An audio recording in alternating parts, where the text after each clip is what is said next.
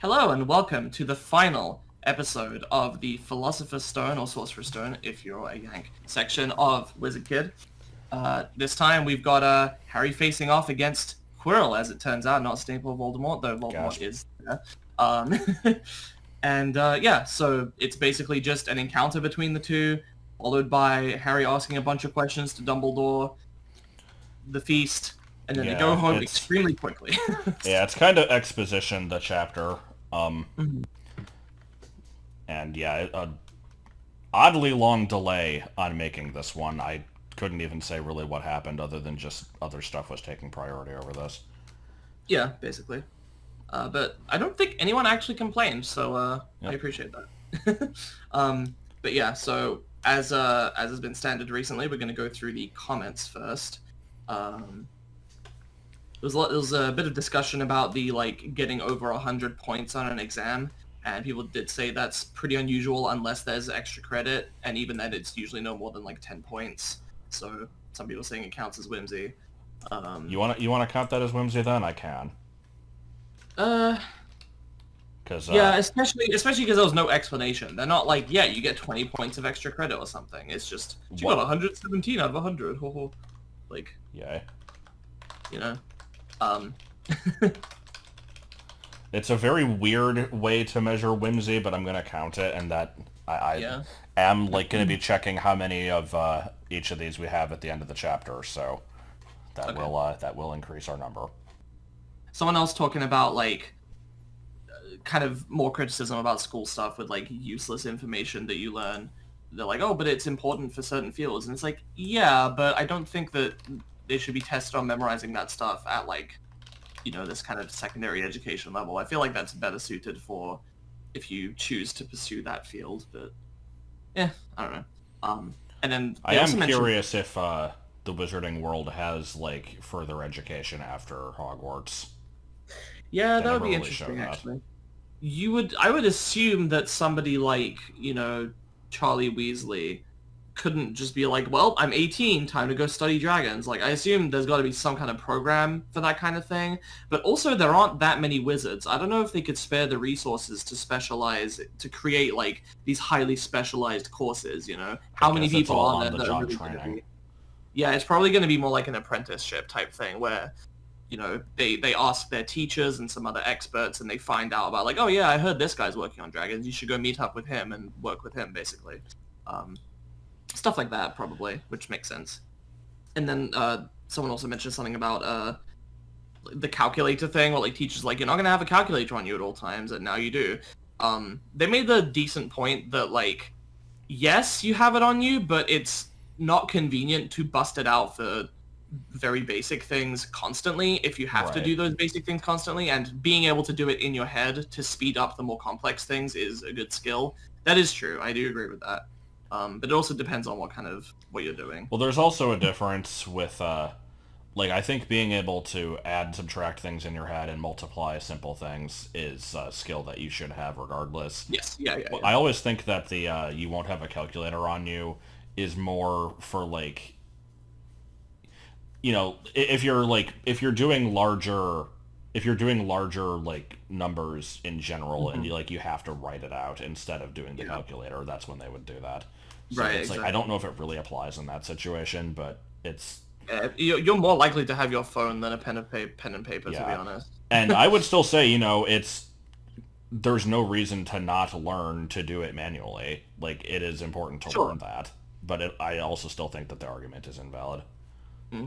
So, yeah, and actually, on that topic, that I was kind of thinking about it. I'm like, I think what actually might be a more commonly applicable skill that probably not enough people are proficient at is just being good at making spreadsheets. I know that I enjoy making them probably a bit too much, but it is genuinely useful for a lot of things. If I have something I want to know or something I want to work out, understand, get an idea of something, it's really useful to be able to dump in a bunch of data, do some mass calculation on it, and produce some interesting results. Yeah.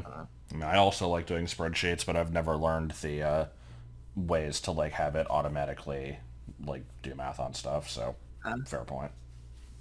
So yeah, a lot of discussion of the falling from a great height thing, terminal Yes. velocity, whether or not you die before you hit the ground. I was a little annoyed because in the video, I said something wrong. You corrected me, and I'm like, I'm gonna look it up. I did, and I was like, oh, I'm wrong. And I said I was wrong in the video, like 5 minutes after I said the wrong thing. And still, like, a bunch of people, like, no one was rude about it, but there were a bunch of people that are like, oh, yeah, that's how it works. I'm like, I know that now. You don't need to clarify that you knew it as well. Like, Yeah, that's... I'm not sure how much of that is a case of leaving the comment before finishing the video, which it's possible. Yeah. I have my own feelings about that. Like, you know, I also don't really expect most people to, like, be typing something up and then, like, wait to submit it until they're done. But right, especially if they're not going to watch the video in one go. I also don't usually leave comments on videos, so... And finally, someone suggested that it's possible that the puzzles were like I think we mentioned the point of like, oh, why couldn't someone just use a spell that gets rid of things instead of solving the puzzle? Someone suggested that maybe it's set up in such a way that there's magic that like an alarm or something that goes off and employs countermeasures if you attempt to get past it without solving the puzzle properly or something. There's no real evidence for this in the text, but I guess it's possible. There should probably be an alarm anyway. True, yeah. And for all we know, there could be. It could just be, like, magically linked to a Dumbledore and specific other people or something. Yeah. But, yeah, I don't know. That's pretty much it that I wanted to cover. Not too much interesting in terms of the localization changes this time. I've got... when Dumbledore is referring to the adventures of the Weasley twins, he says that they sent a lavatory seat in the British version and changed to a toilet seat, which I imagine they said toilet seat in the previous parts, like when Molly was talking about it, like in an early chapter, and it's just Dumbledore being old-fashioned, calling it something else. I'm kind of curious, because I don't have the version to check. There's God, it was really weird phrasing. Here we go. Okay, so in Dumbledore's exposition, Harry asks like why Snape hates him so much, and we'll get into that later on. But he says like, I believe he worked so hard to protect you this year because he felt that would make him and your father even. He says that in the American version, but he says it would make him and your father quits in the British version. What? Yeah. Okay. I gotta check that again. I don't remember that. That sounds wrong. That's at least what I read. 'Cause I sure as hell don't know what that's supposed to mean. I mean, other than from context, but I've never heard it said that way before. Madame Pomfrey is the matron in British and the nurse in American. Ron says that Dumbledore's barking versus off his rocker. I honestly don't know if off his rocker is that common of a phrase here in anyway, but it's... Maybe they wanted to preserve the British soundingness of it while still making it clearer what he meant. They could have just made it barking mad. Surely that would have been... Probably. You know, a smaller change that would have made it just slightly clearer. I don't know. Extremely minor one with when they had gotten the points to match Slytherin, it says they had drawn versus they had tied. I don't know why they changed that one, because I feel like people here know what a draw is. And another very pointless change was Hermione came top of year versus Hermione had the best grades of the first years. They just kind of made that one more verbose. So that's pretty much all I've got for those. One other thing I did do though is I've decided to track a few other like things in here where very early on we decided to have the heel turns, and there turned out to only be one in this book. There will be more later. I've counted the numbers of wheeling, being cool, and getting past things. There's only 3 wheeling that I found. I'm gonna have to like list these in the description, or possibly even just link to the document. I figure we'll start a new document for the next book anyway. Probably, yeah. So when I say wheeling, just for reference, I think it's more common in later books, but the concept of a character wheeling around, as in like basically suddenly doing like a double take or like a U-turn, is a very common thing in these. It's kind of like the heel turn, honestly. So yeah, that happens 3 times in this book. Being cool is mostly in reference to somebody saying something coolly. You pointed this one out in your notes later on, and I recognize that as like, every time I had seen it, I felt like mentioning it too. And it'll be like it comes across as a bit of a rollingism. Yeah, it's like the examples are 2 of them are just part of the Harry sass. I think I can tell who the wrong sort are for myself, thanks, he said coolly. And you're a lot braver now that you're back on the ground and you've got your little friends with you, said Harry coolly. Then we have Draco saying the forest, he repeated. He didn't sound quite as cool as usual. And there's a couple other instances. So it's just, it's not an incorrect use. It's just, it stands out to me. It's very subjective, right? Whether or not something sounds cool. Well, the thing is, I don't think it's cool as in, like, radical 90s cool. Yeah, I think it's just, like, very calm and collected. I guess. Like, I was whenever it says that, I imagine them saying it with, like, a smug expression. I kind of do, too, and that's partly why I like it. And the other thing it always makes me think of is Order of the Phoenix. Whenever they're in the like, phone booth elevator to the ministry, it always describes the cool female voice. It's always said in that exact way. And it's just, after a while, it got kind of grating. And so whenever I see it used in other contexts, I think of that. As for getting past things, we have a whopping 15 in the first book alone, and all but 2 of them are in reference to Fluffy. Some of them, there's actually 2 within the same, like, paragraph. Like, we have, like, just as an example here, maybe Snape's found out how to get past him without asking Hagrid, said Ron, looking up at the thousands of books surrounding him. I bet there's a book somewhere in here telling you how to get past a giant 3-headed dog. And for the record, the non-fluffy get pasts are, I can't find it's McGonagall saying you're harder to get past than a pack of enchantments. Yes. And then Percy. Yeah, he says, my youngest brother got past McGonagall's giant chess set. So I love the concept of having to get past things, because it's just again, there's nothing wrong with it. It's just, it happens so frequently, and it's always worded the exact same way that you can't help but notice it after a while. As for the other things, we'll look at the totals later, I guess. Right. So, finally getting to the actual chapter here. We start out with, yes, it was I. My machinations lay undetected for years, for I am a master of deception. Which, basically, we start out with Quirrell just, you have it's the twist villain where suddenly they're completely different, and they just start monologuing. And it's... Yeah. Like, now, as for them being completely different all of a sudden, like, I'm not saying that doesn't make sense, because it does. Like, he's been kind of, like, playing up his, like, scared, like, stutteringness. So it's like, okay, that's fine.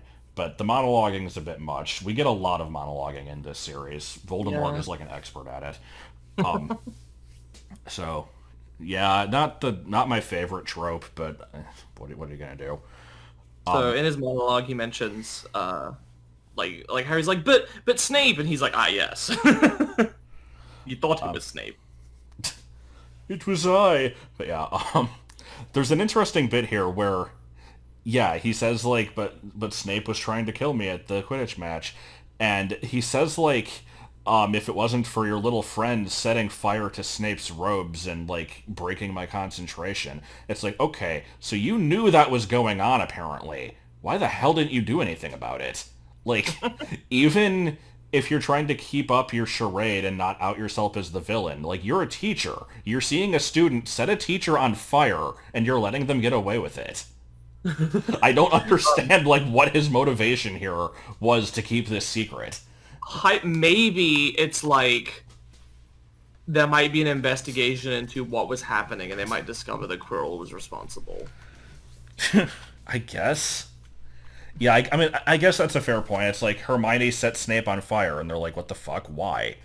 Oh, well, shit. It's like, I guess. Yeah. I read that, and, like, you know, I had remembered that being, like, something that he brings up, but it never really crossed my mind, like, why did he let that slide?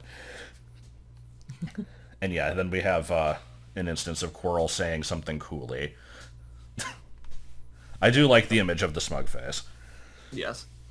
So yeah, I'm always bemused by it. Then Quirrell says something quite bizarre. It's like, as you see, I have a special gift with trolls. I knocked out that one on the way here, and I also brought one in for Halloween.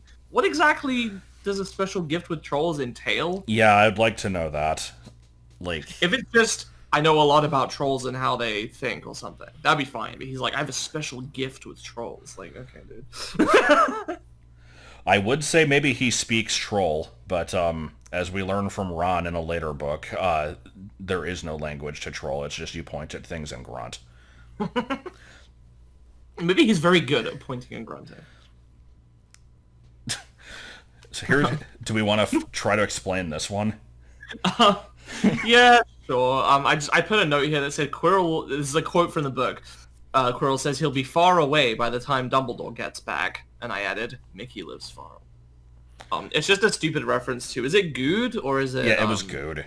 Just one of the old like Minecraft YouTubers. Just there's a whole story behind that. I'm not going to explain it, but I read the sentence like Quirrell, like I'll be far away, and I'm just like, Mickey lives far away, and I'm checking the notes, and she writes that in there. I'm like, God damn it.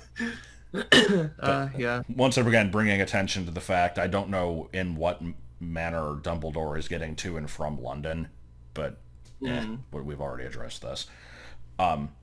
So yeah, you know, Harry discovers Quirrell here. He's going through all the monologuing and stuff. Harry's asking all these questions, and then Quirrell like snaps his fingers and he gets wrapped up in ropes. And we'll be seeing throughout this like he never does any wand magic. It's really weird. But he's like... Actually, he almost does. But yeah, he's just like, I'm going to keep you bound up while I figure out what's going on with this mirror. And I will certainly be killing you sometime tonight. But let me just leave you here. Now stay quiet while I figure this out. It's like, why? I don't know. Shitty villain. I mean, it could be that Voldemort told him not to kill him yet and to wait until later, and that's because Voldemort maybe suspected. You could come up with like maybe he thought that Harry could be key to doing it, so he would want to do something with him before killing him. Yeah, and Voldemort also has the whole thing of like nobody can touch him but me. Like I have to be the one to kill him, which is kind of a matter of pride. But I don't know if that really developed until Goblet of Fire. So it's hard to say, because this is the only time we see him before that, not counting the memory from the diary. And other characters' point of view, like Frank, whatever his name is. Right. So yeah, Harry's like, oh, I gotta distract him, and he's like trying to bring up all these conversations with him, and it's like Quirrell responded while continuing to inspect the mirror, and I'm like, God damn it, Harry, it didn't work. But you pointed out a thing later of like, where was it? The adventure game thing.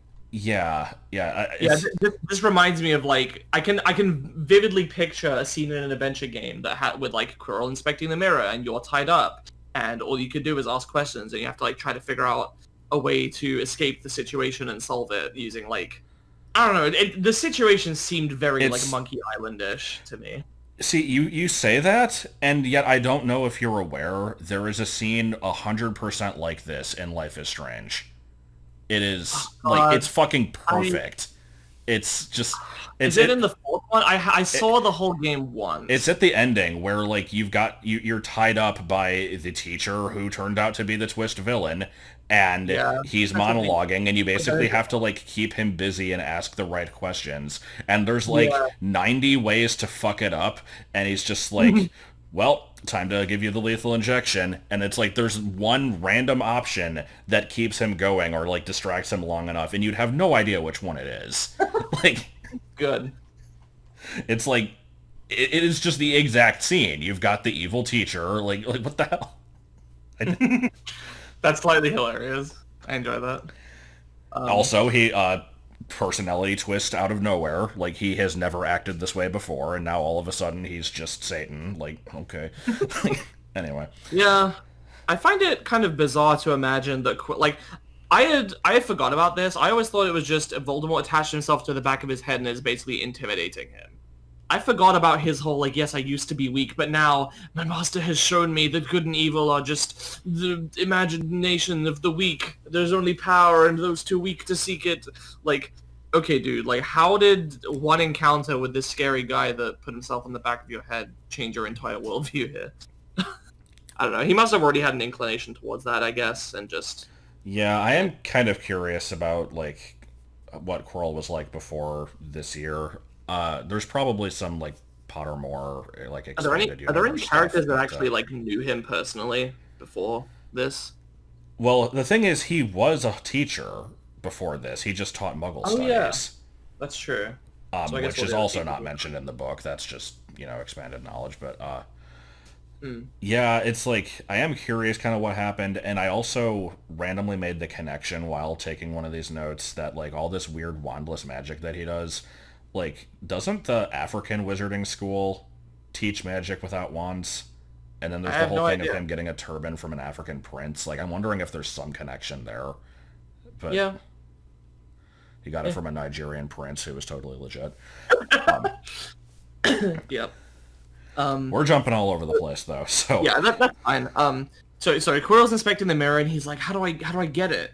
He's like, "I'm looking into it. I see myself presenting the stone to my master." No, we've actually skipped way ahead. Oh, really? We're all the way back at this one still. That's what I was trying to... Oh, okay. I'm sorry. He looks in the mirror. He's like, "I'm presenting the stone to my master, but how do I get it?" And I'm like, what does this look like? Voldemort's on the back of his head. What does it look like to present the stone to him? Is he just like, here, and just like holds it behind his head? Well, it looks like an eraser, because that's what we used as the prop when I did the shitty, like, 5th grade play for this. You couldn't even just like paint a real stone? I don't know, we just used an eraser. So... Actually, wait, where did this go? I wrote down we have the first bit of explanation behind Snape's hate boner for Harry. I'm actually wondering what that was now. I thought we didn't get that until the scene with Dumbledore. Let me go back. I think it's just Harry's asking about Snape, and... Oh, yeah, here we go. Like, Snape always... Snape does hate you, but he wasn't trying to kill you. Yeah, Snape always seemed to hate me so much. Oh, he does, said Quirrell casually. Heavens, yes. He was at Hogwarts with your father, don't you know? Like, it's just that. That's pretty much it. But yeah, we get more on that later. Yeah, this is an incredibly stupid point, but it was around this time in the book that I suddenly realized, like, noticed the use of italics for emphasis, because there's a few instances that they're close to each other, and for some reason I was, like, puzzled for a second. I'm like, I thought that was, like, unprofessional. I thought people did that, like, on the internet, but it wasn't really used in, like, written works, because... I was like a few years ago, I was working on a visual novel, and I remember vividly that there were several times where I wanted to emphasize a word, and I think the program I was using had the capability to do italics in the text, and I didn't. I never did, because I was always like, well, but that would look unprofessional. Like, real written works don't do that. But I don't think they that's do, and a thing. I don't know why I thought that. The only thing I can really say to that is, I think underlining stuff is usually not seen in printed work. Usually, like, if you're handwriting something and you have, like, the title of a book, you'll underline it, but if you're typing it, you italicize it instead. I think it's just because it's harder to write on a slant if you're handwriting, and... I actually have, like... in school a couple times when I've written essays and stuff, I have actually written in italics by just, like, tilting my page and... Yeah, I've done it before, too, but it can be harder to notice.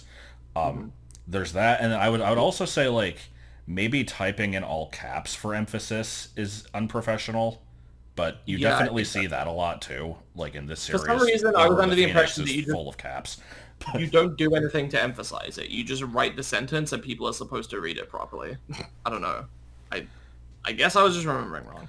I mean, it's possible that's something you learned and it's just not the, like, popular opinion. I don't know. I've learned stupid shit that turned out to be nobody else ever has heard of in their life, such as W is a helper vowel. But only in, like, one word. That was bold, right? Yes. Jamaica blew up. No, that was my grandma. So they keep talking, and they get to there is only power and those too weak to seek it line. And when I read that, I could vividly hear it in the actor's voice from the movie. I don't know why, because I don't think the line, like, yeah, it's a nice summation of Voldemort's philosophy, or at least part of it. Plus, I think Quirrell says it in the book, but Voldemort says it in the movie, so it might just be more notable because it's coming from the, like, there's only power. But, like, yes, yeah. Like, and, yeah, I don't know. It stood out to me. I wonder if the breathy delivery just made it memorable to me. Maybe. But yeah, I took that line and interpreted it as, like, you know, he's saying that there is no evil, there is only power, blah, blah, blah. And it's like, I'm trying to think of it, so, like, does that imply that from a perspective that does believe in good and evil, that, like, whenever you're trying to seek power, you're probably evil? Like, I guess it depends on, you know, what type of power we're talking about, because it's like, you know, if you, let's say that your ambition is to become Minister of Magic, like, that in itself is not evil. But then if you continue seeking power after that and, like, you know, start doing terrible things with the position, then it's like, is that power or is that evil? Like, I don't know. But it also just ties into my theory of 3 of the 4 Hogwarts houses just being the Triforce, with the Triforce of power being evil here, so. Yeah, kind of. Then there's an interesting bit I noticed where, you know, Harry's asking about, like your master, or what, blah, blah, blah. And Quirrell says, like, when he failed to get the stone from Gringotts, his master punished him by having to keep a closer eye on him. Which I take that to mean that Voldemort was not actually attached to Quirrell until that point. I don't know if that's how you're supposed to interpret that, but that's what it sounded like to me. There was already some kind of form he must have taken between Halloween 80... Yeah. Like, they kind of mention that a bit in his gigantic spiel when he comes back to life in Goblet of Fire, where I think they say that, like, he possesses animals, like, mostly snakes. But then, like, him possessing them causes them to, like, die quickly, so he has to, like, keep changing hosts. So I don't know if he ever had a human host before this, but I am curious, like, in what form he came across Quirrell, and, like... Yeah. Because after this book, he turns into, like, a weird spindly... I don't want to... it doesn't really look like a baby because it's big, but he is extremely skinny and hairless and just kind of emaciated. Yeah. And like is too weak to walk on his own and has to be carried around by Wormtail. Who knows who the hell did it before? Wormtail probably just did it. But yeah, I'm not sure where the weird baby thing came from. Because it definitely isn't from the Elixir of Life. I don't think the unicorn blood would have done that. I don't know if we get an explanation. I'll have to keep an eye out. Yeah, I'm not sure. And I also wonder how the hell he even got out of Hogwarts after this encounter anyway. I guess... Well, I think he basically is just incorporeal. Like, he says it... Like, I think his words in the Goblet of Fire, like, I keep calling it a spiel. I don't know what else to call it. I think he says that he was less than the meanest ghost. I'm basically just picturing, like, this... God, do you remember the, like, that one enemy from the lava cave in Earthbound that's just, like, an evil floating face? I'm kind of picturing that. Just, like, this weird thing that can just, you know, pass through. I'm imagining something similar. I'm imagining the spirit from week 6 of Friday Night Funkin'. I'll send you a picture of that.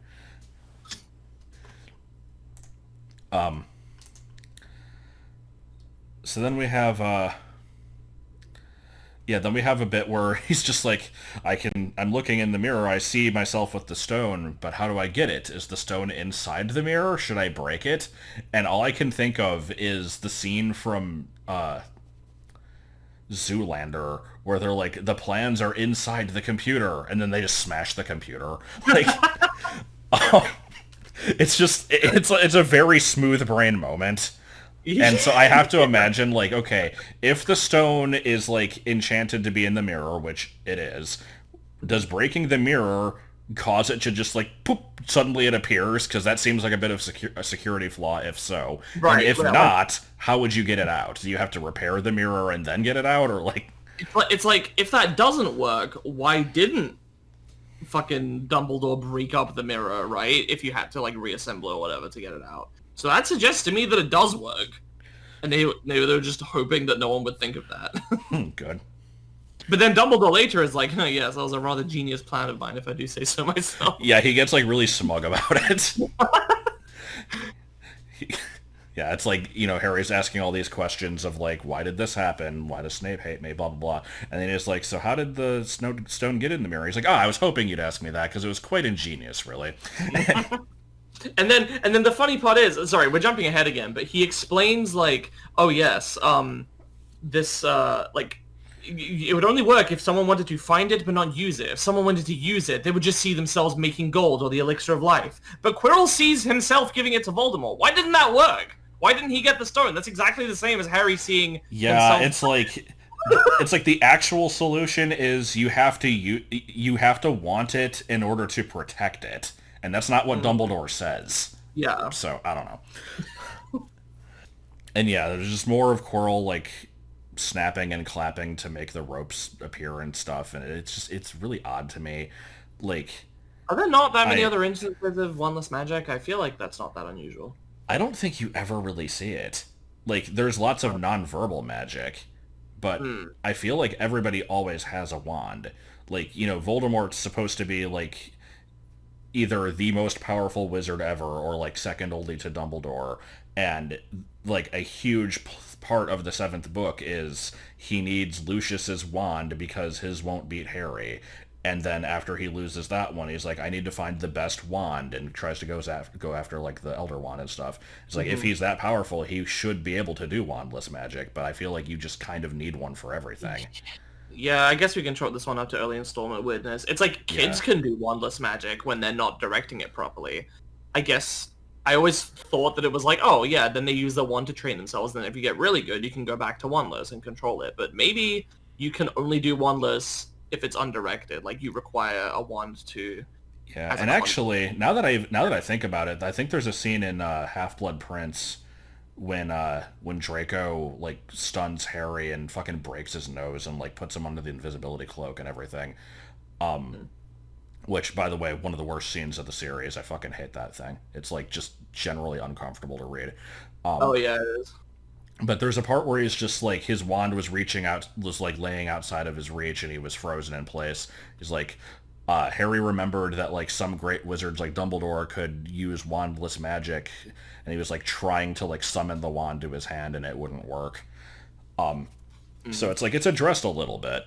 But, yeah, I just feel weird that Quirrell, who's supposed to be, like, this kind of mediocre wizard, is just doing all this weird shit. Yeah, probably early installment weirdness. Pretty much. So Harry, he instructs Harry to go out to the mirror, and Harry sees himself taking the stone out of his pocket and then putting it back in, and then he winks at himself, and I find that really funny. And I half expected him to make, like, an exaggerated shh gesture with, like, his finger to his lips as well. It seems really cartoony to me. Yes, I mean, well, that just makes me think of the stupid Bargo sneaking up on Emma Bob thing, but... Yeah, I was thinking of that too. God. Then there's another really weird line here. Yeah, so Quirrell puts him in front of the mirror. He's like, Voldemort's like, use the boy, whatever. And so, like, he stands in front of the thing. He sees himself get the stone. Quirrell's like, what do you see? Harry screwed up his courage. I see myself shaking hands with Dumbledore, blah, blah, blah. It's like, What do you mean he screwed up his courage? Is that a phrase? I've never heard... Never heard of it. I've never heard any context of screwed up other than, like, messing up. I feel like it should be he mustered up his courage. Yeah. So... I don't know. No further comment. That I agree that it's weird. Also, I just now saw this weird ghostly face thing that you sent me. Yeah, that's the thing I was referring to. That's what I imagine Voldemort is like after this. Good. So Harry lies. He's like, I see the house cup, drawing from Ron's, similar to what Ron saw. Right. And Voldemort's like, he's lying. He lies. One, how does he know this? Is it just they have a special fucking connection? And then you mentioned he's specifically like, it's in his pocket. What? Yeah, Voldemort just read the script. Either that or he has the Oculus from Fablehaven. He just sees all. So, like, I don't know. It's fucking weird. Like, yeah, it seems a little convenient, I guess. And then, Voldemort's rambling about, he's like, Harry, give me the stone. Like, your mother died to protect you. It's not worth dying to me now. That would make, like, the sacrifice would have been in vain. I'll spare you if you give me the stone. And he's like, your father put up a courageous fight. And I'm like, James didn't put up a fight. He didn't have his wand. He was courageous. Yeah, he basically just kind of got in the way to buy Lily a couple more seconds, which... Yeah. Yes, I would definitely agree that was courageous. He basically... He knew that it was pointless, but he's like, this is what I have to do. It's all I can do. But yeah, that wasn't a fight. I don't remember if that was established yet, or if that's something that's explained later. I don't think we ever really see any clear flashbacks of that until Harry has his weird Dementor visions in the third book. Yeah. Okay. But, so then we have this whole scene with, like, Voldemort's like, like, hold him down, get the stone, and Quirrell grabs him, and his skin basically starts, like, blistering, and, yeah. This whole fight scene is really weird. And I also pointed out here, it fits the low magic setting of this book. Like, right. Which I feel weird even calling it that, but it's true, though. Like, it is true, yeah. It's like, we're in this... It's a magical setting. People are using magic, but, like, the main characters rarely do. And it doesn't come up as often as it does in the later books. But, yeah, it's like, instead of him... Like, Voldemort says it's in his pocket. Instead of just, like, Accio stone. He's like, I'm gonna grab you. Like, you have other ways of doing things. Like... and... Yeah, I'm gonna grab you. Yeah, like... It's... Sorry. But yeah, there's just this whole weird thing with... The whole concept of Harry, like, being this, like, beacon of light that is causing Quirrell's body to, like... fucking disintegrate is just kind of creepy in general, and I don't remember what it looked like in the movie. He basically just crumbles apart. It's right. Yeah, it's like you actually see him die. Right. Yeah, I knew about that much because you mentioned it and everything. But yeah, it's a weird scene, but it's this whole big struggle where, like, touching Voldemort is causing Harry's, like, scar to explode with pain, and touching Harry is causing Quirrell to, like, basically feel like he is on fire. So it's just these two people who are, like, grabbing each other, like, ah! Yeah, it's... And the Snitch! Yeah, Dumbledore apparently comes in and, like, swoops in to save the day. But, yeah, I like this sentence here. It's a good transition of, like... this is what happened when Harry passed out. It's, kill him, and then, like, Harry's hearing voices. He felt Quirrell's arms wrenched from his grasp. He knew all was lost, fell into blackness. Something gold was glinting above him. The Snitch! It's like, it's out of nowhere. It's kind of hilarious. It's because he's lost consciousness, and so he's just regaining it, so he's still, like... Yeah. He's in a dreamlike state, I guess. Yeah, it works. It's just, it was so out of nowhere. It was kind of funny. Yeah. So Dumbledore's here. He's reassuring Harry. He's like, everything's fine. And he has this funny line where he's like, everything that happened with you and Quirrell and the stone is a complete secret, so naturally the whole school knows about it. Yeah. I do like that. I'm curious how the rumor spread. Like, Probably, I know that Ron and Hermione could have told some people, but apparently the whole school knew about Quirrell too. Like, I guess because he's just gone. Probably from Dumbledore telling teachers about it, and then kids overhearing when those teachers told other teachers. Maybe. That's my guess. So yeah, we have Fred and George come to their the end of their character arc when they try to send Harry the toilet seat. Yeah. I enjoyed the callback to that. Yeah, and Madame Pomfrey tries to she does confiscate it because it might not be very hygienic. But I'm like, you can sterilize things with magic, though. Yeah, scourgify, whatever. Yeah, it's an excuse, but anyway, for 3 days, Harry done ed up old Drippy. I had to write that down just in reference to Harry asks how long he's been in the hospital wing, and it's for 3 days. It's like, damn. So I've never passed out, is it, or slept for longer than like probably 12 hours or maybe 15, I don't know. Really. So I don't know what it's actually like. I assume it's probably pretty similar to just like falling asleep quickly and then waking up later. I also have to wonder what it's like to be in a coma for like years, or yeah, like do you wake up and it feels like no time has passed at all, or do you kind of have a sense? Because like, at least for me, it feels like more time passes when I can remember my dreams. Whereas if I don't remember my dreams, it feels pretty instant or pretty quick. Like I fall asleep and I wake up and I'm like, oh, I was just asleep. But if you've been in a coma for several years, like I imagine, I don't know if you dream or not in a coma. I don't know. It's kind of off topic, but I'm curious about it. Yeah, can't say I know from experience. The most I can add to that is just, there's times where I wake up and I'm like, man, it feels like I've been asleep for forever. I bet I slept way too late. And I checked the time and I was correct. But sometimes I feel like it's super late and it's like 3 hours earlier than I would have woken up. So you never know. Right. I imagine that if you're out for a long time, you probably just aren't aware of the time that's passing, but hard to say. So then Dumbledore's talking to Harry, and Harry goes, "But sir, the stone." And Dumbledore goes, "Very well. I see you are not to be distracted." It sounds like they're in a video game, and Harry had a bunch of dialogue options to ask about various things, and immediately picked like the only one that was required to like progress the conversation or something. Yeah, or like, it's a D&D game and the DM has like all this optional stuff that they're preparing for the players to ask, and the players are just, they ignore all of it and all they want to do is move on. Dumbledore's like, "Very well." So in this conversation, Dumbledore goes, "You did do the thing properly, didn't you?" What?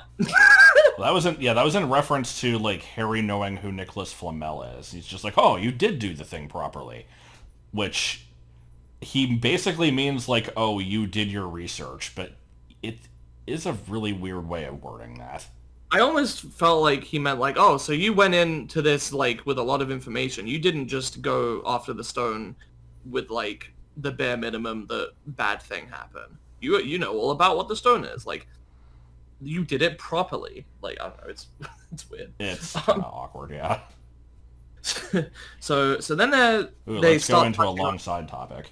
Yes, they start, and I'm not going to go into too much detail on it, hopefully, but they start touching on one of this series' major themes, which is accepting death, and this dichotomy where Voldemort does not accept death, and he's terrified of it. He does everything he can to avoid it, including all these horrible things.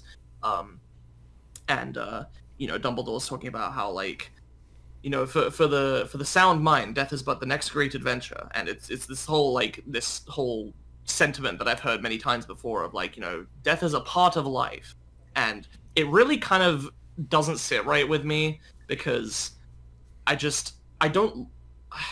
It's hard to explain. I had never really. I mean, obviously nobody likes death, right? But most people eventually kind of have to come to terms with it, but.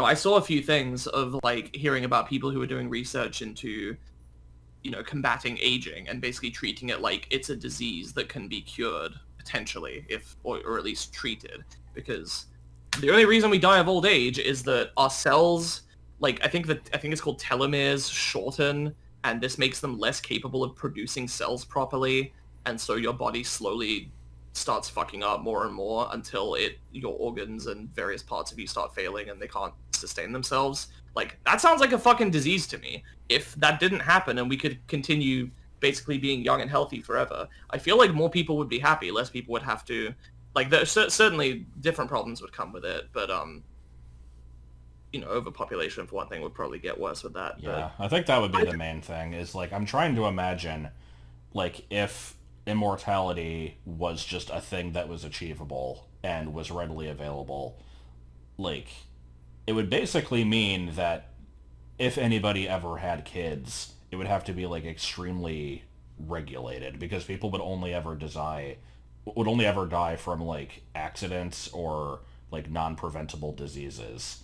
Right. So it's like, so it basically comes down to, on the minimal scale, like, yes, most people probably would want to live longer, but, like, on the, like, major scale, it's not something that you could ever really allow to happen, because it would just fuck everything up. Yeah, I mean, that's unless we start expanding to other planets and shit, which is a completely separate field of expertise. But I don't know. I feel like if we can, and if we can find ways to get around the problems associated with it, I think we probably should look into ways to try to extend people's lives as long as possible. I would love to live for that, like, as a young, healthy body for thousands of years if I could. Why not? That sounds great. I'd play all the new games. I'd watch all the new things. Like, I'd get to experience more fun things. That's kind of my whole thing. Is it's like, if that was ever a thing, I would accept it as long as I had an off switch. Like, yes, of course. That's the thing, is, like, any time that you hear about, like, a character that lives forever and doesn't want it, it's one of the most horrifying fates imaginable. Where it's just you can't die no matter what, and you're just forced to, like, live out in boredom for eternity, which is partially why ghosts are also, like, just uncomfortable to think about. Like, the Harry Potter ghosts have been around for hundreds of years, and they're not happy with their existence, but they can't do anything about it. Yeah. It's like, whenever I talk to people about this topic, it kind of annoys me that the first three things that always come up are, number one, but being old sucks. Why would you want to be old for longer? It's like, no, you would be young for longer. That's right. Then number two, they're like, yeah, but everyone you know and love would die. And it's like, not if everyone's immortal. Like, right. We're not assuming that I'm the only one here. And then, number three would be the off switch thing. And it's like, well, I mean, I can't really imagine a situation. Like, I'm not imagining immortality to come about magically anymore. It's only going to happen via this, basically treating aging like a disease and treating it. You can always just stop treating it or kill yourself, right? Yeah. So basically, I take this whole subject as, like, you're on the one extreme where it's like, we should do everything possible to avoid it or whatever. And then you have the other extreme, which is Dumbledore, which is like, just accept death. It's a natural part of life. And he goes on to say, like, the Philosopher's Stone can produce, like, infinite life and infinite money, which is what so many people would want. But people have a knack for choosing exactly what is worst for them. It's like, in what way is trying to stay alive what's worst for you? That doesn't make any sense. There's no indication, as far as I'm concerned, that Nicholas Flamel is living a hellish existence. He's actively maintaining his life on purpose with his wife. Yeah. And seems to be enjoying a nice, like, retirement. Yeah, it's like they were also fine with dying, sure, but that doesn't mean that they were unhappy with life. Yeah, it's like, I feel like, you shouldn't just embrace death with open arms until, like, maybe you're at an age where it's like, okay, it's gonna happen any year now, and, like, I have to come to terms with it. Like, just having this weird feeling of, like, oh, it's natural if I die, whatever. Like, that's a little bit too far. Yeah, I think so. So I feel like I exist in the middle. It's like, I have to deal with the fact that, yeah, one day I'm gonna get to that age, and it's gonna be fucking weird coming to terms with that, but I still haven't. I greatly fear death, and I'm just kind of hoping and praying every day that they just in the now, it's not something I worry about, so. Sure, yeah. Yeah. That said, I don't know what I was going to say to that. That's basically the whole topic, is just...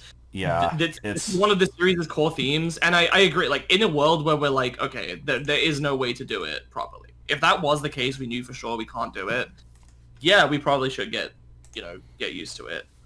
But I don't know. It's kind of defeatist. Yeah, a little bit.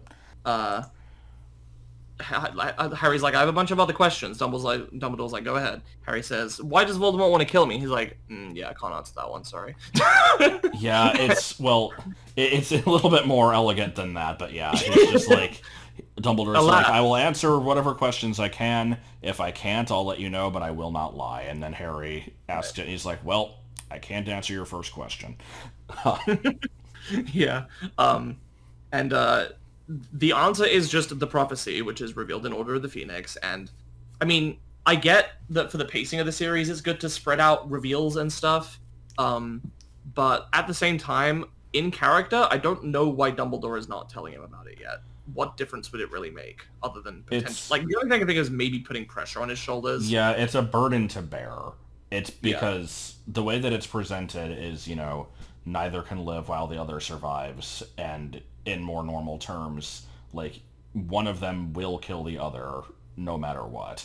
And so that basically means that Harry is going to live in constant fear of Voldemort, more so than he already does. Like, at this point early on in the series, it's more just like, he's this bad wizard that exists and might eventually come back to power. Yeah, I feel like if I was Dumbledore, I could probably justify giving a half answer here, where I give part of the reason that is kind of enough to answer the question without giving all of the info that would put pressure on it. I might say something like, a seer predicted that basically just a seer predicted that you would be a threat to Voldemort's power, so he wants you gone. Like, yeah, I guess that's fair.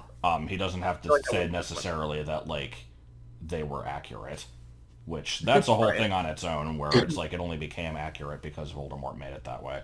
Yeah, I mean, that's just fucking classic, narrative and right, dramatic irony, right? No, not dramatic irony, just irony and storytelling. The self-fulfilling prophecy. So yeah, I feel like he basically, we even have a scene with this in the 5th book where Dumbledore's just like, you had accomplished great things, you ask the question, I'm like, I can't put this, like, what would you call it? You said pressure, that's not the word I'm looking for, but it's like, I basically can't have an 11-year-old live with this. And then, like, you did it again next year, and it's like, 12 is still too young. And he's like, time and time again, you kept proving yourself, and I kept finding fewer excuses to tell you. And so basically, he just kind of wanted to try and maintain Harry's innocence for as long as possible, and it just kind of didn't really work out. Yeah, so it's I'm sympathetic to that. Yeah, it's... I'm almost gonna... I would say this is a character flaw of Dumbledore, where, like, yeah, he should have told Harry earlier. But at the same time, I don't know if that would have really... What would have been the ideal age, right? Like, 1 year earlier? 2? Does it make that much of a difference? It's like, even if Harry had known earlier, I don't know if that would have changed a whole lot. Yeah, I mean, Harry's just angsty in that book anyway. He was looking for an excuse to go off on Dumbledore. So, yeah, there's a whole bit where Harry's asking about, like, why couldn't he touch me or whatever. And... that would have been inappropriate. Yes. Dumbledore explains the sacrificial magic that Lily gave him. And for some reason, I never really paid that much attention to this aspect of it, where, like, the only times it's ever mentioned that Voldemort can't, like, physically touch Harry are here, and when he overcomes that issue after getting his body back in Goblet of Fire, because every other time it's been kind of irrelevant. Yeah. And it's also kind of tied to the whole, like, the thing with the Dursleys' home or whatever. with Petunia. Well, that's the thing, though, is, like, the physical touch thing is a small component of the protection, where, like, I usually imagine it as, Voldemort tries to use the killing curse on him and it rebounds, and that would still happen even now. But there's, like, also this other physical protection that he does overcome, but it doesn't really matter because he's a wizard and he has no reason to be grappling with Harry. I guess it's it's something that was written for this book and then was not incorporated into relevance later. Right. And then Dumbledore gets distracted by a Hadoop. That's true. Yeah, it's just he answers the question about that, and then it's just like Dumbledore suddenly took an interest in a bird on the windowsill, which I guess is just him being his usual whimsical self. Yes, but so Harry's like, but Snape, no, he goes, what was it? It was something about it was Quirrell and Snape something. Harry says some kind of sentence involving. Yeah, here it is. It's Quirrell said Snape, Professor Snape, Harry. Yeah, I enjoy how Dumbledore only corrects Harry on Snape being Professor Snape, because Quirrell is 1, dead, 2, evil, and 3, would have been fired even if he was still alive, so... Yeah. I don't know if you're aware of this one, but this is a thing that comes back many times in the series, where Harry will just say, Snape said blah blah blah, and Dumbledore's just like, Professor Snape. Always corrects him about it. And I saw, like, a joke made about this after Half-Blood Prince came out, where, like, he's talking to Dumbledore's ghost, and he's like, but Snape killed you! Professor Snape killed me.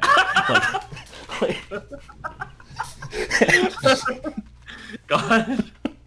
That's good. I like that. So yeah, here's the bit where he's talking about Snape and James, and Dumbledore explains, like, oh, Snape hated him because James saved his life, which I know you had questions about. But then he also says, like, they hated each other in the same way that you hate Draco Malfoy. And I'm just like, I guess this isn't a secret. Like, they don't have this, like, rivalry that they're keeping under wraps. Like, people around them know this. But I am surprised that Dumbledore knows it. I guess it's either just because, like, either one of the teachers told him, which I don't know why they would have a reason to. I mean, he's very close to McGonagall. He could just be like, hey, what's going on today? And she's like, oh, Malfoy and Harry Potter was like... Yeah. I also like to just think of it as just Dumbledore has eyes everywhere. He just knows everything that's going on. Yeah, seriously. I don't know how, but he does. So yeah, I don't remember James saving Snape's life or what they're talking about here. I can only assume it's something to do with, like, Snape's weird triple agent shit, and, like, James stopped him from being outed as that. No, do you want to know it? Yeah, go ahead. I don't remember. Basically, James and Sirius were, like, they pulled, like, they called it a prank, but it's really just they kind of led Snape into, like, encountering Lupin while he was a werewolf, and they're just like, hey, Snape's gonna fucking die, and then James is just like, okay, maybe we shouldn't let him die, and then, like, at the last second kind of, like, saved him from this. And so it's like he caused the problem and then solved it. And so Snape, and so that's why Snape is gonna be like, damn, that guy, I hated him, but then he saved me, and now I owe him what? No, you should just be pissed that he put you in that situation in the first place. Yeah, I mean, that's what happened. Like, they were already rivals, and then James basically almost got him killed, and then just kind of at the last second decided not to. So it's like, he saved Snape's life, but in the shittiest way possible. Yeah. And so, yeah, it's like, of course they're still gonna hate each other after that. Yeah, that's just intentionally misleading from Dumbledore, right? He's like, he hates him because he saved his life. Like, no, that's the end of the story. You're missing the part where they hated each other anyway, and this was James's fault. It makes it sound like they hated each other, and then something legitimately just randomly happened, and James was like, well, I don't like you, but I'll save you anyway. I will also say, I actually don't remember 100% if James was in on it at first. It might have just been that Sirius did this, James found out, and then stopped it. And so, like, Snape is just like, oh, well, he set it up in the first place, but he actually didn't. Like, I don't know who did what, but point is, he was still probably in on it. Yeah. Okay, fair enough then. I don't remember that. Yeah, I think we see that in... It's either the third or the fifth book. I don't remember. So, Harry doesn't get a chance to ask any more questions because Dumbledore randomly starts talking about sweets. Yeah, I had, like... There's a bit here where, Harry's asking all this stuff, Dumbledore's answering him, and then he just suddenly kind of is just like, well, I better be heading out. Oh, yes, Bertie Bott's every flavored beans, blah, blah, blah, and starts talking about them. In the movie, I want to say, I could be misremembering, that he only starts doing that, like, as Madame Pomfrey enters the room. And so I always took that as, like, he sees that she's coming and it's like, okay, we better stop talking about this, like, prophecy stuff and all this, like, actual, like, personal things. And he's just like, yes, every flavor beans. Just kind of, like, acting like they were talking about nothing the whole time. Yeah. I kind of like that change better, but, yeah. If that is the case. Yeah, we'll have to see. Whereas in the book, he seems just kind of scatterbrained and whimsical again. So then Harry's pleading with Madame Pomfrey to let Ron and Hermione come visit him, and it's funny because she's like, no, and he's like, please, and she's like, no, and he's like, oh, come on, and she's like, okay, only 5 minutes though. And I was like surprised that worked, because from my experience throughout my life, usually if someone says no once, just pleading with them doesn't work. Usually you have to give them an actual new reason or incentive. Just going, oh, please, come on, like that usually doesn't work. Yeah, not really. So, prejudice there. So yeah. I do like to note that this is afterwards, but she's like, okay, 5 minutes, and then at the end she goes, you've had 15 minutes out. So she, you can just kind of implies she has like a soft heart there. She's like, I'll stretch it a bit, but then I gotta choose. So yeah, Ron and Hermione come in, and of course they know everything that happened up until the last chamber with the mirror, so Harry's filling them in and everything. It says that, like, they were a very captive audience, and, like, Hermione even screamed when she heard about, like, the face and the back of the head and everything.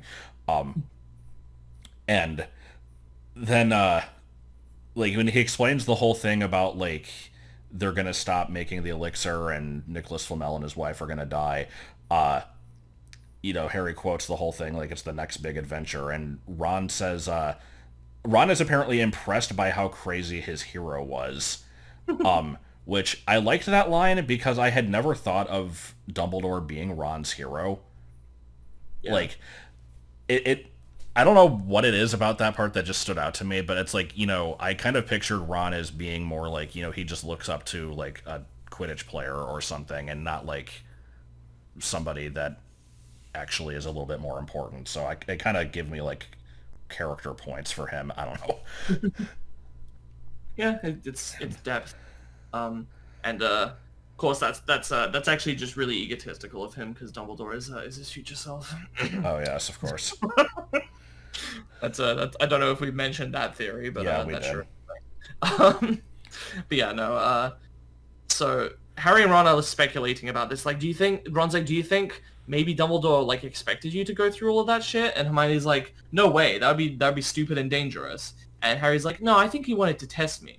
I kind of think they're probably wrong about this, because what point is there for Harry getting that? That only makes it more likely that Quirrell's going to get the stone, right? So...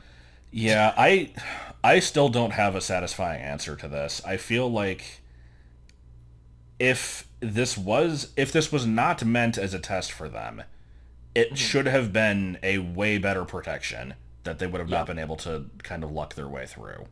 Right. If it was meant as a test for them, then what the fuck?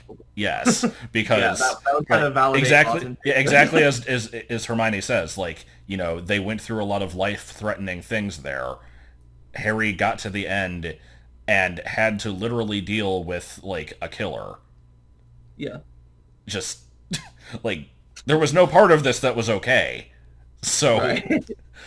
Yeah, it's like it's trial by fire in the worst way, and as you said, it didn't even lead to anything because he wasn't going to be able to get the stone from the mirror anyway, unless it did just have that random flaw where breaking the mirror just makes the stone pop out of it. So, like, the only other thing I can think of, by the way, is that perhaps you can't break the mirror, but that also raises problems. So, you know what else they could have done? Take it out of the vault that it was in and just put it in like another vault of like a staff member, and just a completely random one. Like, how would anyone know where it went? God. But so yeah, it's one of those things that it's just, well, I don't have a good answer for it. We probably never will. It's kind of annoying, but you kind of just have to like be like, okay, whatever. It's Dumbledore being fucking weird and playing 5D chess with these people's lives. It's like, is that his motivation? Is it just to like help Harry build character and have like his first encounter to learn from? Like, I don't know. So they keep talking. Dumbledore is J.K. Rowling. New theory. He knows how the series is going to end. He read the script, just like Quirrell. So they keep talking. Ron's like, "Yeah, we lost the House Cup because Ravenclaw beat us at Quidditch without you." Yeah, specifically Ravenclaw steamrollered at Gryffindor. I thought it was steamrolled, not steamrollered. Yeah. But also, I don't know why Ron knows what a steamroller is. But yeah, like, so they lost because Harry was in the hospital, which is telling me that either the Gryffindor Quidditch team didn't have a backup, which they probably didn't because we never hear of one, or like they just had some random asshole play as Seeker who didn't know what they were doing. Either way, poor planning. Like, goddamn. Yeah. So they leave. And, I've got a bunch of shit here, so let's see. Yeah. So yeah, Harry stays another night, and he wants to go to the feast, and he's asking Madame Pomfrey to leave, and she like begrudgingly lets him, and he's just like, "Can I go?" And she's like, "Okay, fine." She said sniffily, as though in her opinion, Professor Dumbledore didn't realize how risky feasts could be, which is just a great line in general. Yeah, her line is like, "Dumbledore says you are to go, or to be allowed to go." But I disagree. However, I disagree. I forgot. Yeah, we have a scene where Hagrid comes to visit him, and it's. I said really early on in this podcast that like Hagrid is not my favorite character, but he's still just like such a good character overall. I still stand by that, even though I got pissed off with him like a few episodes ago. Like, you know, he bursts in and he just starts immediately sobbing, like, "It's all my fault, I should have never let any of this happen." And he's just like, "I'll never drink again," which is, he doesn't stand by that, but, it's just... I'm trying to think, and I'm like, when? Oh yeah, Half-Blood Prince. But yeah, it's just, I really do feel like, you know, Hagrid is a very good-hearted person who also just kind of lets bad things happen sometimes, and he's not maybe the most trustworthy, but he would never intentionally harm someone. Of course. And the fact that he is showing remorse over it here kind of like gives him a better look than earlier where he like they had to help him smuggle the dragon out and then they get detention for it and he doesn't even care. Like, so good, decent ending for Hagrid, and also he puts together the photo album for Harry, which is very wholesome. Keanu Chungus 100. That was very sweet of him. Yes. Yeah. He has to contact all these like old friends of James and Lily. Right. Oh yeah, I forgot. There's the bit where, you know, Hagrid is like sobbing uncontrollably, and Harry says like, he starts to say Voldemort or whatever, and then Hagrid like stops and he's like, "Don't say the name." And he's just like, "Voldemort!" and just shocks him out of crying. And it's like, oh, okay, I guess that works. If there's any way to like stop people from freaking out or like get someone to shut up, just scream that name at him and it'll be like, "Oh!" Yeah. Also, we have the return of the Stoat sandwich. Yeah, because Harry's like, "I have something for you," and Harry's like, "What is it? Is it a Stoat sandwich again?" So yeah, so they're at the feast, jumping ahead, and they're like, this is the 7th time in a row that Slytherin has won, and obviously this is gonna like turn around with Dumbledore in a minute here, but imagine being a member of the other houses in your 7th year. You got here, and every year your hopes slowly diminished for anyone other than Slytherin winning until you probably accepted it by like year 5. And then it finally gets, you know, it gets here, it's like your final year, and then Dumbledore fucking contrives it so Gryffindor win with the extra points, like that would be an interesting way to end your time at Hogwarts. Yeah. And remember, I've pointed out before how, like, this point system thing, we stopped kind of caring about it after, like, the second book. Like, it's always still there in the background, but there's never any emphasis on it. And I guess it's just because things get so serious. So it's like, for the average student, you probably care about it all the way up through your 7th year. Yeah. But yeah, here's a good line of Dumbledore addressing the school. He's just like, before we begin the feast, I'm sorry, but first you'll have to listen to an old man's wheezing waffle. Which is just a good line overall, and also I'm gonna consider that one an unlocalized Britishism. I looked it up, and waffle in that context is ramble. Ramble. Yeah, it's like, I've heard that. I've heard people say, "Oh, I'm waffling on too much" or something. That's common. I looked up waffle as a verb. It looks like, where was it? Like there was a U.S. definition for it also that was a little different. I wish I had written it down. Oh well. Yeah, I lost it, but yeah, I think that use is specifically British. I'm not 100% sure, but it sounds like the old man's wheezing waffle is not to be confused with Weasley's wizard wheezes, for the record. Of course. I love the next line you have on here. Yes, I have no commentary on this. I just quoted this line. So Slytherin won the House Cup, and or it seemed to, and it says Harry could see Draco banging his goblet on the table. It was a sickening sight. I do love that. It's just like, I love this visual of Draco being so excited that he's just like, yeah. And then Harry's like, this is disgusting. Yeah. Good shit. It's fucking hilarious. So then Percy's like... Well, yeah, so here's the part, of course, where we have Dumbledore's announcing the last-minute points, and everybody and their mother has pointed out, like, how unfair this is to, like, you know, lead Slytherin on thinking they've won, and then be like, oh, by the way, and then just completely pulling the rug out from under them. It is a dick move. But I have to imagine that part of it was Dumbledore's like, man, I'm sick of Slytherin. I want to rub it in their faces a little bit. I'm the headmaster. I can do that. I can be petty. And, like, I mean, everybody agrees that Slytherin sucks. The other 3 houses all hate them. So, but yeah, so he has the last-minute announcements, and it's like, you know, Ron Weasley, for the best game of chess that we've ever seen, gets 50 points. So I have to imagine anybody who hasn't heard the completely accurate rumors of what was going on are just like, what the fuck chess game earned him 50 points? Yeah, I have to imagine that they would have heard about it eventually, though. They would have been like, what the fuck? Why did chess get him 50? And they're like, it was like deadly chess on, like, to save the school. And they're like, oh, okay. So, yeah, Percy's yelling like, that was my brother. He's the one who got past McGonagall's chess set. And I'm like, oh, so it was McGonagall's. Or maybe he's just going off on a Hermione speculation. Yeah.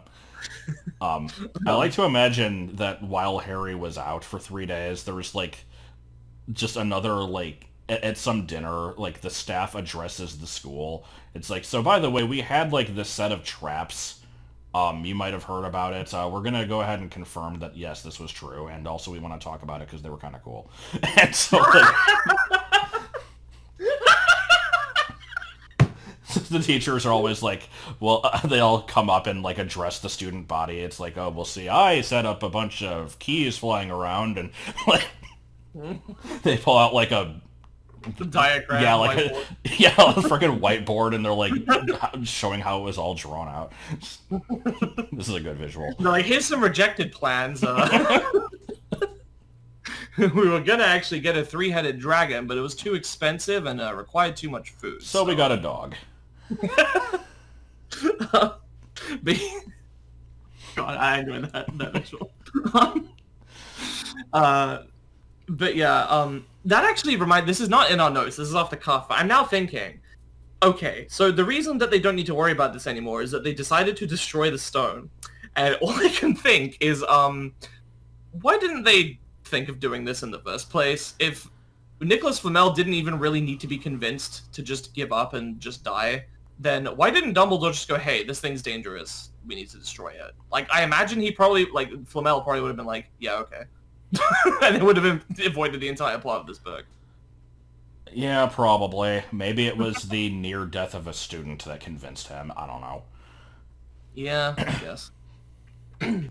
Which, again, is a further reason to not fucking hide it in the school and make it this easy to reach. But... yeah. So, anyway, a little bit contrived, but whatever. So they're giving points. They give Hermione some as well. They give Harry some. They give Harry slightly more because of his near-death thing. And that matches them with Slytherin. And Harry's like, oh, if only one more. And it's like, yeah, obviously he's not going to just make you tie. Come on, he's going to do something. So he gives Neville 10. Honestly, I feel like almost tying would have been not that bad of an ending, because it's like, instead of completely screwing over Slytherin, it's like, you know, let them have their partial victory, but also give Gryffindor, like, you know, you did this good thing, so you can share in the victory. Like, I feel like that almost would have been a satisfying ending, too. But I actually can agree with that, yeah. But I feel like, you know, aside from... If we agree that fuck Slytherin, they don't deserve it, then the ending where we do give Neville the, like, final... to push him over the threshold. Yeah. Yeah, It's really heartwarming to me, because... It's kind of unexpected if you're reading it for the first time, because you're just like, you might have even forgotten about Neville's little stint where he tried to stop them from leaving and losing them more points. And once again, Dumbledore has eyes everywhere. How the fuck does he know this happened? I mean, I guess somebody had to find Neville, like, petrified, and or like, what happened? Yeah, I don't know. But right. Here's another instance where I actually like the way the movie did it better. In the book, it says that it takes a great deal of courage to stand up to your enemies, however, it takes just as much to stand up to your friends. The movie says it takes a great deal more to stand up to your friends. Mm-hmm. And, like, I mean, I can't necessarily say if that's true, but, like, the idea of, like, standing up to your friends and having to risk, like, losing them is a different type of courage, and sure, you're giving credit to that. Yep. So. Mm-hmm. Yeah, and it's really nice that Neville gets that recognition.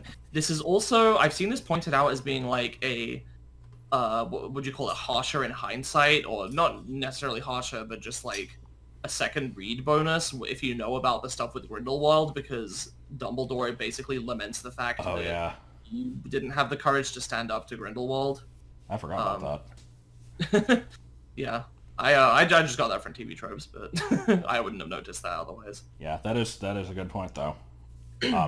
Whether or not that was decided this early on, couldn't say, but it works well. It works, yeah. So, here's another just weird bit of wording here where Harry's, like, you know, Gryffindor wins, everybody's going ballistic. Harry catches Snape's eye, and Snape's, like, still, like, seething at him, basically. And it says, Snape's feelings towards him hadn't changed one jot. What the fuck does that mean? Right. I like to imagine that Rowling wrote hadn't changed one bit, and there's like, no, that's not British enough, and then went out of the way. So... God. Then we have the world's longest sentence, which I'm not going to read here, but... There's a very, very long sentence. Yeah, it starts with, and suddenly their wardrobes were empty. And it's, like, there's, like, fucking 6 semicolons in this sentence. Let's see, in mine, it's a paragraph that takes 10 lines. I can check in my computer. And yeah, it's basically just summarizing, like, you know, the last couple of days, everybody gets packed up, they got their, like, notes saying not to use magic, then they were all boarding the Hogwarts Express, blah, blah, blah, blah, and just, like, I'm reading this, I'm like, Jesus Christ, this is going on. Which I think the whole point of it is just, like, you know, it's supposed to show the whirlwind of activity wrapping everything up, where it's... Yeah. To me, it's about 10 and 2/3 of a line. Damn. As they get back to King's Cross, there's a thing here that I just pointed out for no real reason other than because I didn't remember this being a thing, and it seems like a weird attention to detail. Where a wizened old guard was up by the... was up by the ticket barrier, letting them go through the gate in 2s and 3s so they didn't attract attention by all bursting out of a solid wall at once. It's like, you know, it makes sense to do this. I'm just surprised that they bothered writing this One of the last things in the book, yeah, you kind of think they would focus on something else. Yeah.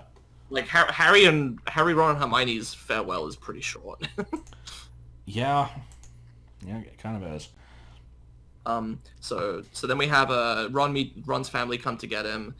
Ginny points at Harry, and Molly is like, is rude to point. And this is a really stupid thing to notice, but like not notice, but just to focus on. But I was always told that it's rude to point too. I think that that's common practice.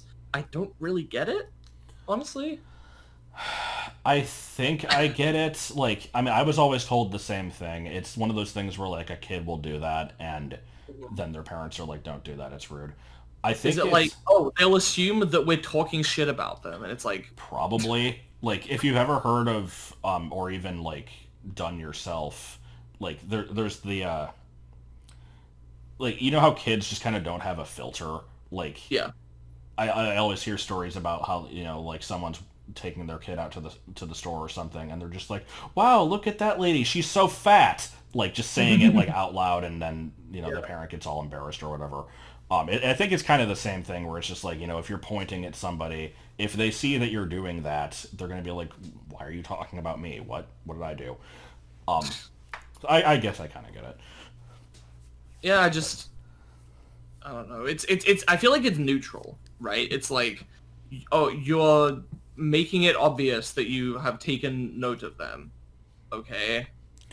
That could be for any number of reasons. Yeah, I will point out it's actually backfired on me, because like at my current job, like if we ever have like somebody ordered a sandwich or whatever, and then like we have to give it to them, and like somebody's like, "Whose was this?" I never want to point at the person because I feel like if I do that, it's going to be rude. So I have to be like, "Oh, it's the person in the red shirt." Mm-hmm. And yeah. It's like, in this instance, it is not rude to point at them, but I'm so ingrained that you shouldn't, that it just kind of like, it like gets in the way of things. Yeah, it's weird, because like, I almost feel like if I did see someone point at someone in that situation, even though I know for a fact that obviously just indicating who to give the food to, I might still have a bit of a surprise reaction where I'm like, oh, I pointed. Are they gonna get upset? It's stupid. I feel like a lot of things that are just considered good manners or whatever are just made up. Like, yeah, elbows on the table is the classic one. That's just complete nonsense.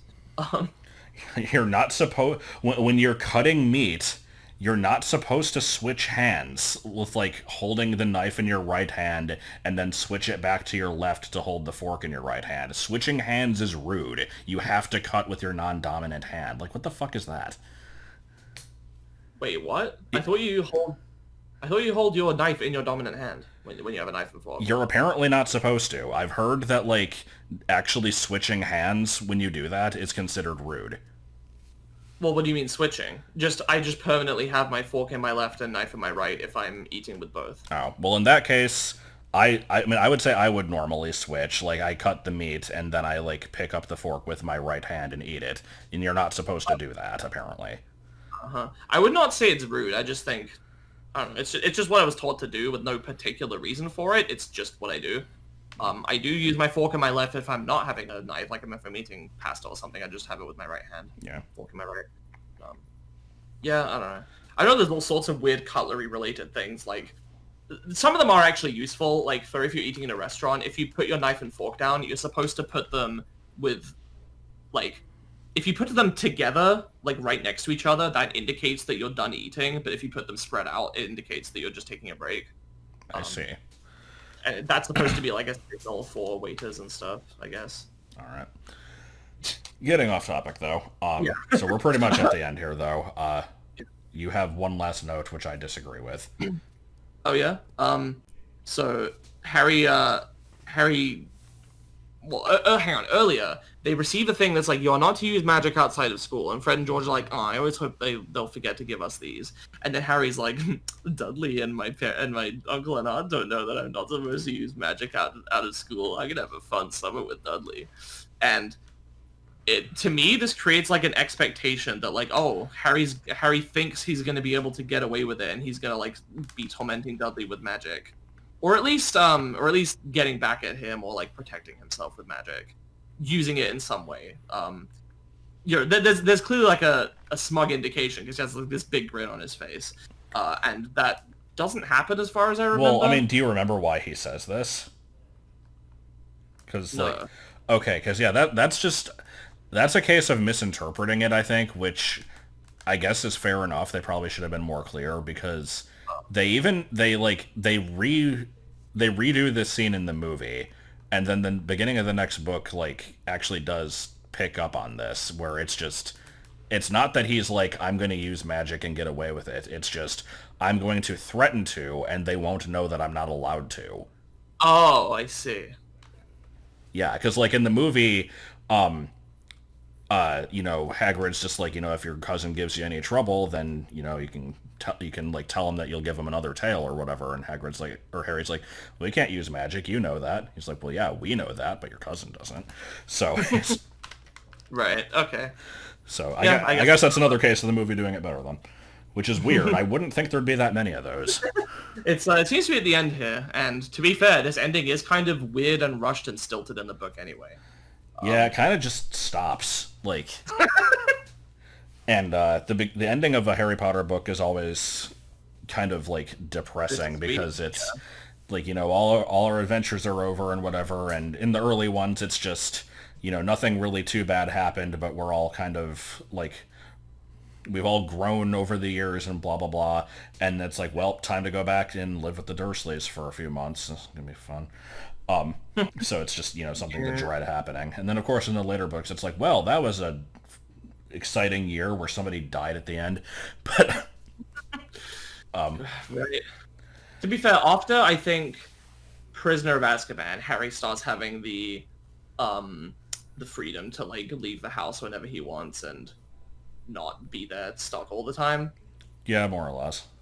So it's really only the first two where that's a major thing. Even the beginning of the third one, it starts with a dinner party and he pretty much immediately leaves and goes to the night bus. So it's pretty much only the first two that have that kind of suffocating feeling. I didn't write this down, but I did like how Hermione sees Uncle Vernon, and it's just like it was clear from her expression that she couldn't imagine how a person could be so unpleasant. But I guess that's the book, and we can do some closing thoughts here, but I feel I'll go back to the counters we've done throughout the series. So, as mentioned before, we have only one heel turn, 3 uses of wheeling, 5 of being cool, 15 of getting past things. Then,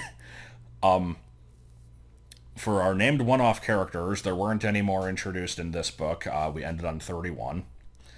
I don't know what the purpose of counting these was, but... fun statistics. Pretty much. I've got 18 unlocalized Britishisms. These are a little bit more debatable, I think, but yeah. There's some, reading through this one, I'm just reading all these words. It's like, blimey, codswallop, crikey, and then just got your conch. It's just some weird shit in here. Yeah. Only 4 sassy Harrys. I'll definitely be getting more of those later. Not to be confused with Silly Stevens or Sassy Sausages or whatever. Yes. And our count for whimsy is at 15. And I feel like the problem with this one is it's difficult to quantify a whimsy. Because sometimes it's just like a specific thing that happens, and sometimes it's just like, yeah, this is a ongoing thing in the wizarding world that they take for granted. But and finally, yep, and then we only have 1 dream of significance. I don't think this one's going to go up too much, but we'll keep an eye on it. I did want to keep track of it. I think it will happen more as we get later into the series.